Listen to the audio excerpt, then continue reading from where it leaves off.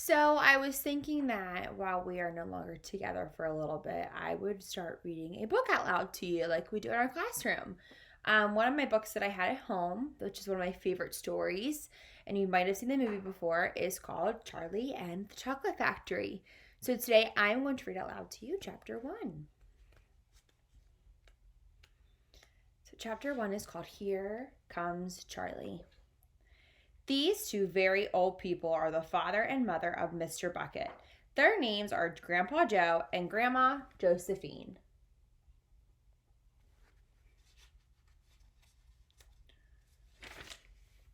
And these two very old people are the father and mother of Mrs. Bucket. Their names are Grandpa George and Grandma Georgina. This is Mr. Bucket. This is Mrs. Bucket.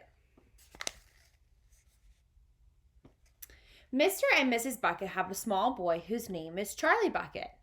This is Charlie. How'd you know? How do you do? And how do you do again? He is pleased to meet you. The whole of this family, the 6 grown-ups, count them, and little Charlie Bucket live together in a small wooden house on the edge of a great town.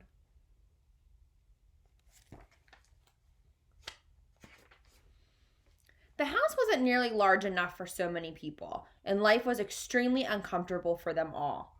There were only 2 rooms in the place altogether, and there was only 1 bed.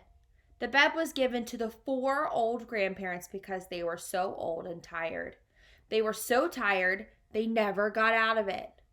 Grandpa Joe and Grandma Josephine on this side, and Grandma George and Grandma Georgina on the other side.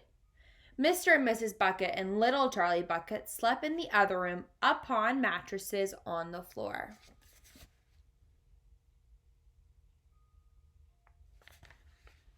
In the summertime, it wasn't too bad, but in the winter, freezing cold drafts blew across the floor all night long, and it was awful. There wasn't any question of them being able to buy a better house or even one more bed to sleep in. They were far too poor for that. Mr. Bucket was the only person in the family with a job.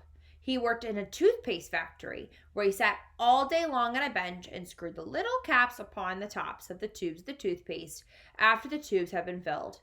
But a toothpaste cap screwer is never paid very much money. And poor Mr. Bucket, however hard he worked and however fast he screwed on the caps, he was never able to make enough to buy 1/2 of the things that so large of a family needed. There wasn't enough money to buy proper food for them all. The only meals they could afford were bread and margarine for breakfast, boiled potatoes and cabbage for lunch, and cabbage soup for supper. Sundays were a bit better. They all looked forward to Sundays because then, although they had exactly the same, everyone was allowed a second helping. The Buckets, of course, didn't starve, but every one of them, the 2 old grandfathers, the 2 old grandmothers, Charlie's father, Charlie's mother, and especially Charlie himself, went about from morning till night with a horrible empty feeling in their tummies. Charlie felt it worst of all, and although his father and mother often went without their own share of lunch or supper so they could give it to him, it still wasn't nearly enough for a growing boy.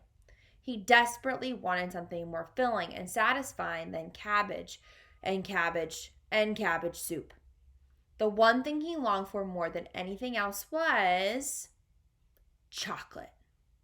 Walking to school in the mornings, Charlie could see great slabs of chocolate piled up high in the shop windows, and he would stop and stare and press his nose against the glass and his mouth watering like mad. Many times a day, he would see the other children taking creamy candy bars out of their pockets and munching them greedily. And that, of course, was pure torture. Only once a year on his birthday did Charlie Bucket ever get to taste a bit of chocolate. The whole family saved up their money for that special occasion. And when the great day arrived, Charlie was already presented with 1 small chocolate candy bar to eat all by himself. And each time he received it on those marvelous birthday mornings, he would place it carefully in a small wooden box that he owned and treasure it as though if it were a bar of solid gold. And for the next few days, he would allow himself only to look at it, but never to touch it. Then at last, when he could stand it no longer, he would peel back a tiny bit of the paper wrapping at one corner to expose a tiny bit of chocolate. And there's a picture, and you can see there's the tiny bit of chocolate that he is exposing to himself. And then he would take a tiny nibble, just enough to let the lovely sweet taste spread out slowly over his tongue. The next day, he would take another tiny nibble, and so on and so on. And in this way, Charlie would make his tender bar of birthday chocolate last him for more than a month. But I haven't told you yet about the one awful thing that tortured little Charlie, the lover of chocolate, more than anything else. This thing, for him, was far, far worse than seeing slabs of chocolate in the shop windows or watching other children munching creamy candy bars right in front of him. It was the most terrible, torturing thing you could imagine, and it was this. In the town itself, actually within sight of the house in which Charlie lived, there was an enormous chocolate factory. Just imagine that. That's like, friends, if we went to Hershey's Chocolate World and that smell of chocolate was what you smelled all day long outside. That would be torture. And it wasn't simply an ordinary, enormous chocolate factory either. It was the largest and most famous in the whole world. It was Wonka's factory, owned by a man called Mr. Willy Wonka, the greatest inventor and maker of chocolates that there ever has been. And what a tremendous, marvelous place it was. It had huge iron gates leaning into it, and a high wall surrounding it, and smoke belching from its chimneys, and strange whizzing sounds coming from deep inside of it. And outside the walls, for half a mile around in every direction, the air was scented with the heavy, rich smell of melting chocolate. Twice a day on his way to and from school, little Charlie Bucket had to walk right past the gates of the factory.